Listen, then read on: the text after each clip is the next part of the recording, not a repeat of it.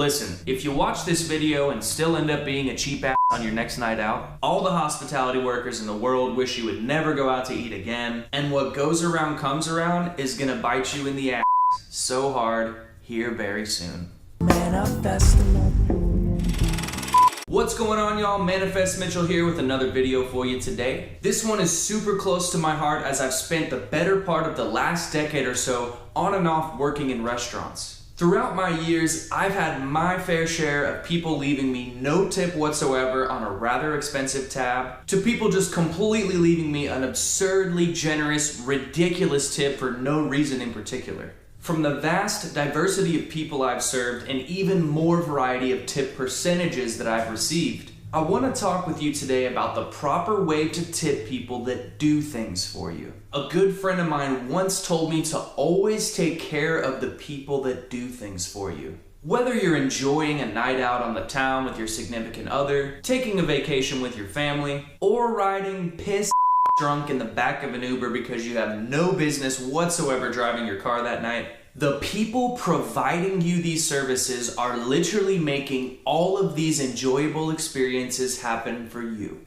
Hospitality workers come from all different walks of life with all kinds of different goals and motives. Whether they're just waiting tables a few nights a week to pay for school, or fine dining service is their genuine passion and they take pride in their career choice, all of these people have one thing in common. They want to make you happy. Unless they're just one of the totally strung out, substance abusing, party driven, burnt out employees. Which, don't get me wrong, I've met plenty of those. Your good time is their sole motive for being at work that night. That being said, their expectation is that the market has determined that the value of one person serving another is about 15 to 20% of the total bill.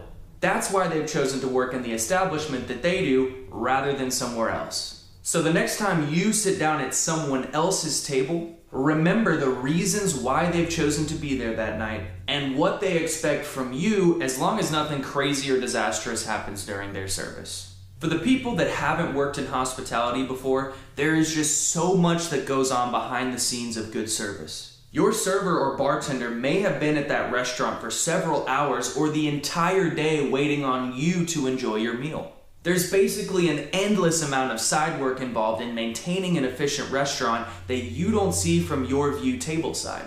Rolling silverware, preparing beverages, cleaning the entire front and back of house. Not to mention, most restaurants enforce a strong tip-out system where the servers are actually paying other people, like bartenders, busboys, food runners, and specialty chefs, out of their own pocket based on their sales for those other workers helping them throughout their evening. So a $20 tip on a $100 tab actually ends up being like 15 bucks or so.